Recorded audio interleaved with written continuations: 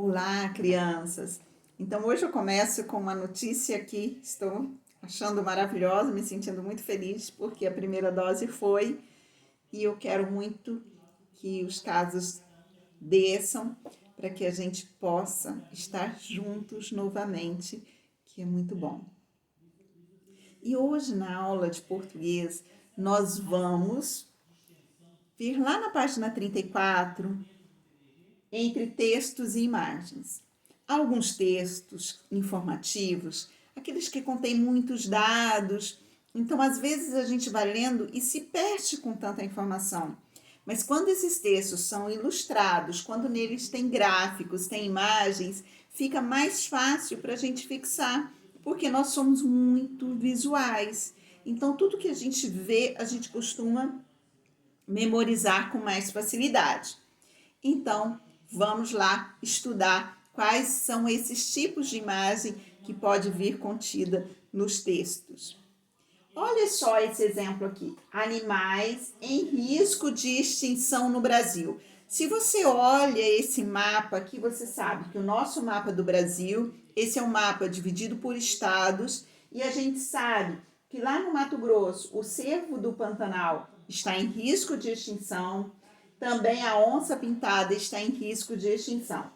Nós sabemos que aqui na Bahia o tatu-bola da caatinga, no Maranhão a arara azul se encontra em risco de extinção, a tartaruga de couro lá em São Paulo, no Espírito Santo o mico-leão dourado, em Minas Gerais o muriqui do norte e lá no sul o pica-pau de cara amarela, lá no Rio Grande do Sul. Então, esse mapa é extremamente fácil, né? Ele torna muito fácil para que a gente possa saber quais os animais estão, quais animais estão com risco de extinção em quais estados. Então, quando a gente utiliza textos relacionados com imagens, ilustrações, gráficos, fotografias, a gente compreende melhor as informações. Imagina se a gente fosse ler assim: alguns animais encontram-se em riscos de extinção no país. Entre esses animais, o cervo do Pantanal se encontra com risco de extinção no Mato Grosso, também a onça-pintada com risco de extinção no Mato Grosso. Quando a gente termina de ler essa quantidade tão grande de informação, a gente já esqueceu. Mas como está ilustrado, a gente tem uma maior facilidade para entender e para memorizar. Então, olha só, vamos ver para que serve um gráfico. Os gráficos são uma forma visual de expressar informações. Existem vários tipos de gráficos que servem para expressar essas informações. Quais são esses gráficos? Aqueles de barra, que vocês estão muito acostumados de ver, encontrar gráficos de barra nas atividades de matemática, ou de linhas, ou os gráficos de setor, ou chamados circulares, que são aqueles tipo pizza, que nós vamos ver nas atividades. Se vocês não conhecem, vão conhecer. E existem também alguns gráficos que eles têm textos explicando, ou textos curtos explicando, e tem imagens. Esses gráficos são chamados de infográficos, quer dizer, informações por meio dos gráficos. Então, nós vamos estudar alguns desses hoje. Olha só, na atividade 1, pede para você observar esse gráfico. Então, se você vem aqui, olha, esse é um gráfico circular, ou é um gráfico chamado também de setor ou pizza. Então, quando a gente encontra um gráfico desse, toda essa circunferência aqui compreende o todo. Quando eu falo 100%, é tudo isso daqui. Ou seja, quantos animais aqui estão sendo avaliados? 250 mais 383, que significam 633, totaliza, né? 633 animais estão sendo estudados aqui. Essa área verde escura representa os animais que estão ameaçados de extinção. Se te falar de 633 animais, 383 estão com risco são animais ameaçados de extinção. A gente não consegue muito visualizar em termos de proporção. Mas quando a gente olha nesse gráfico, olha, eu sei que mais da metade desses animais estão ameaçados de extinção. E aqui um valor de 250, ou seja, menos da metade desses animais aqui, eles se encontram preservados. Mas, então vamos, com base nessas informações, responder o que se pede. Então aqui tem a legenda, né? O gráfico tem a legenda e você vai saber exatamente o que representa na área verde escura e na área verde clara. Então, na letra A, há mais animais preservados ou ameaçados de extinção na Mata Atlântica? Olha só, mais animais ameaçados ou preservados? Preservados e esses estão ameaçados de extinção. Então, qual que tem mais? Responda. Isso significa que mais ou menos da metade dos animais da Mata Atlântica estão preservados. Olha só. Os preservados são esses. Isso é mais ou é menos da metade? E agora a gente vai com essa belíssima imagem da tartaruga mestiça ou tartaruga cabeçuda. É o nome pelo qual ela é conhecida. Mestiça ou cabeçuda por causa do seu formato de cabeça. E ela tem essa coloração aqui marrom amarelada, né? Meio que um caramelo, um marrom amarelada. É uma tartaruga, as tartarugas vivem na água, então nós temos tartarugas de água salgada, que são as tartarugas marinhas, e nós temos tartarugas de água doce. Essa é uma tartaruga de água salgada, ela é enorme, enorme, mais de 1 metro de tamanho, mais de 100 quilos. Então, olha só, como ela é tartaruga, ela nada, ela precisa de ter essas patas adaptadas para o nado, para facilitar a vida dela na água. Então, vamos ler um pouquinho sobre essa tartaruga? A tartaruga mestiça. A tartaruga mestiça, também conhecida como tartaruga cabeçuda, é uma espécie de tartaruga marinha que é comum nos mares tropicais e subtropicais do mundo todo. Então, nos mares de todo o mundo, os tropicais e os subtropicais, a gente encontra essa espécie de tartaruga. Mares tropicais são os nossos aqui, né? Temperatura mais quentinha, e os mares subtropicais, a temperatura é menor, então as águas são mais frias. No entanto, apesar de estar presente em todos os mares, corre perigo de extinção no Brasil. Notícia ruim. Uma tartaruga mestiça tem em média 136 centímetros e pesa 140 quilos. Então, gente, ela está em risco de extinção no Brasil. Só não está pior a situação dela por causa do projeto Tamar, que é um projeto de preservação de tartarugas e que garantiu já o aumento desses indivíduos. Peso dela é 140 quilos. Seu casco tem coloração marrom amarelado e a sua mordida é extremamente forte. Então, olha só, essa mandíbula dela tem muita força e ela consegue, não tem dente, mas ela consegue arrancar o seu alimento e rasgar o seu alimento. Suas nadadeiras são curtas e grossas e têm 2 unhas. Essa espécie se alimenta de caranguejos, moluscos, mexilhões e outros invertebrados que ela tritura com suas fortes mandíbulas. Em nosso país, por temporada, podem ser encontradas mais de 8.000 ninhos, principalmente no estado do Espírito Santo, nos estados do Espírito Santo, da Bahia, de Sergipe e no litoral norte do Rio de Janeiro. Eu vou deixar um vídeo para vocês verem, um vídeo belíssimo dessa tartaruga lá no mar, que você vai gostar e aprender um pouquinho mais sobre ela. Não deixe de ver esse vídeo. Então, vamos lá. O que você leu, ele serve? É um texto para diversão? É um texto para contar uma história com a tartaruga? Não, né? Textos de histórias, por exemplo, a tartaruga e a lebre, não é isso. Ou então a história da tartaruga no passado. Não é isso. Passaram informação científica ou mostraram um passatempo? Então, ela está passando informações que os cientistas descobriram sobre a tartaruga, estudando a tartaruga. Então, é passar uma informação científica. Qual o título do texto? Tem lá, tartaruga mestiça. Em quais mares podemos encontrar essas tartarugas? Olha só, é uma espécie de tartaruga marinha que é comum nos mares tropicais e subtropicais de todo o mundo. O que significa a palavra extinção? Gente, extinção é quando uma espécie corre risco de desaparecer. Então, é desaparecer. Se eu falo que uma espécie está ameaçada de extinção, ela está ameaçada de desaparecer aquela espécie. Se nada for feito, ela pode no futuro desaparecer. Você conhece outros animais que estão em extinção? Quais? Conhece? Conhece, né? Nosso texto já começou falando de animais com risco de extinção no Brasil. Então, já tem vários aí como exemplo.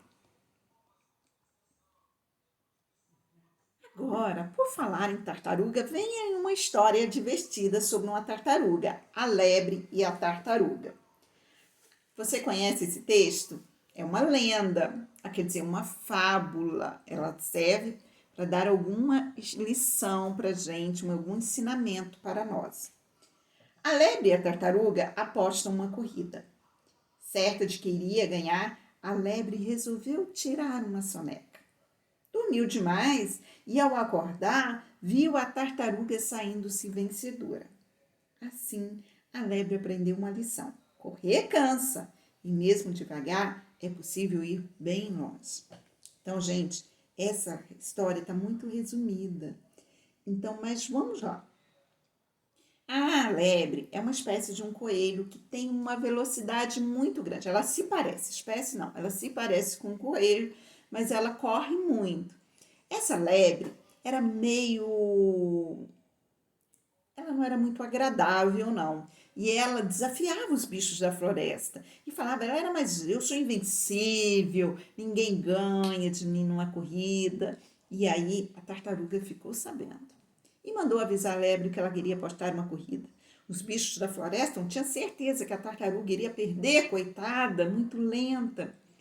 E no dia marcado, a lebre chegou com a cenourinha na mão, bem cedinho, falou, vamos logo acabar com isso que nem tomei o meu café da manhã. Primeiro eu vou ganhar a corrida e depois eu tomo meu café da manhã. E começou, a lebre saiu disparado na frente. Logo, logo, a tartaruga, ela olhou para trás e nem viu a tartaruga que vinha, lentamente, mas persistente. Aí a lebre falou, aquela tartaruga, vai chegar essa corrida, vai acabar no final do dia, à noite. Vou parar aqui para comer minha cenoura. Parou, sentou debaixo de uma árvore e aí acabou dormindo. E a tartaruga, que não parou, veio persistente, passou pela lebre quietinha e foi em direção à chegada. Quando a lebre acordou, não viu a tartaruga e correu, viu que ela estava quase chegando ali, olhou para o outro lado, viu que ela estava quase alcançando a linha de chegada. Ela correu, mas não deu tempo. A tartaruga passou a linha de chegada e venceu a corrida. Lebre ficou tão desapontada e disse que aprendeu a lição. Que mesmo devagar é possível ir bem longe. Mesmo devagar nos nossos objetivos, se for determinado e não parar pelo caminho, é possível vencer. Então, agora eu quero que você faça um resuminho, muito resumido, porque apenas contar essa história em 4 linhas é pouco, é desafiador para você. Mas vamos lá, com base nessas ilustrações, eu quero que você conte com as suas palavras a história, a fábula, a lebre e a tartaruga. Gente, a personagem dessa fábula seria mesmo uma tartaruga? Ou seria um jabuti? Explique. Você sabe a diferença entre uma tartaruga e um jabuti? Antes de responder essa pergunta, eu vou te mostrar uma coisa. Olha só. A tartaruga, ela vive o tempo todo na água. Se você viu aquele vídeo, você vai saber que somente as fêmeas saem da água para ela colocar seus ovos. Então, na época da reprodução. mas os machos já ficam direto na água. Se ela vive na água, ela precisa ser adaptada a nadar. Então, as suas patas, elas têm o formato de nadadeiras. Agora, ao contrário, o jabuti, ele apresenta o casco alto. Olha só, o casco dele é bem assim alto. E ele vive exclusivamente na terra, então ele precisa ser adaptado para andar. Então, a patinha dele parece uma patinha de elefante. Como ele é pesadinho, então ele precisa ser uma pata resistente para ele andar na terra. São diferenças. Agora, se você for lá na fábula, essa daqui ele vive onde? Na água ou na terra? Então, logo, você já sabe o que é. E olha o formato das patas dele. Então, agora você responde a questão B. E vamos lá no infográfico, página 38. Olha só. Por info, vamos explicar a palavra infográfico. Por info, informação. E esse info é de informação. E por gráfico, entendemos imagens, ilustração. Então, as informações são fornecidas por meio de ilustração. Dessa forma, podemos dizer que a arte da infografia é caracterizada por ilustrações explicativas sobre determinado tema. Então, aqui nós temos sobre a onça pintada, o maior carnívoro das Américas. E tem um texto aqui que eu vou deixar para você ler, falando desses animais, a quantidade deles e a presença deles nos biomas. Biomas brasileiros é o conjunto de ecossistemas, tá? Então, quando a gente estudou os ecossistemas, a Mata Atlântica, a Amazônia, o Cerrado, a Caatinga, são ecossistemas grandes, complexos, que formados por vários locais habitados, então vários ecossistemas pequenos. Então, formam-se os biomas brasileiros. E aqui está um mapa ilustrativo explicando o que está nesse texto. Então, eu quero que você leia o texto e depois você vem comigo analisando essa distribuição por bioma. Então, aqui nós temos o mapa do Brasil. Esse mapa é dividido em 5 biomas. Amazônia. Então, na Amazônia, a gente tem 40 mil animais. No Cerrado, 1.000. Na nossa Mata Atlântica, tem apenas 300 animais. Ele perde apenas para Caatinga, ganha, aliás, apenas da Caatinga. Aqui na Caatinga, aqui tem 250 animais de onça pintada, é o menor. E aqui no Pantanal, 13.450. Então, nós temos a distribuição desses animais no Brasil. Se somarmos tudo isso daqui, vai dar 55 mil animais. Aqui, gente, 250 animais, não, 250 animais, isso mesmo. Então, agora, vamos responder as questões, depois que você já analisou esse infográfico, ficou fácil de entender, né? Mais fácil observar pelo mapa do que pelo texto, que eu espero que você já tenha lido nesse momento. Então, qual é o título do infográfico? O mapa do Brasil nos mostra a presença da onça pintada. Complete corretamente as frases. Então, vamos analisar esse mapa para responder as frases. O maior número de onças pintadas encontra-se na... Então, você vai observar aqui e vai ver qual é o bioma que tem o maior número de onças pintadas. O menor número de onças pintadas encontra-se na... Aí você vai ver também qual bioma que tem o menor número de onças pintadas. D. De acordo com o infográfico, quais são os 5 biomas brasileiros onde a onça pintada pode ser encontrada? Então, de acordo com o nosso infográfico, a onça pintada pode ser encontrada na Amazônia, na Caatinga, no Cerrado, na Mata Atlântica e no Pantanal. O que você acha que pode ser feito para que a onça pintada não seja extinta? Então, a gente conversou lá em Ciências que para não ser extintos os animais, a gente precisa preservar. A gente não pode queimar, fazer queimadas, não podemos fazer desmatamento. E a gente pode ter algumas unidades de preservação. Nessas unidades de preservação, o homem não tem muito acesso a elas. E os animais não podem ser tirados, nem animais e nem plantas dessas unidades. Então, a gente teria que ter também mais unidades de preservação.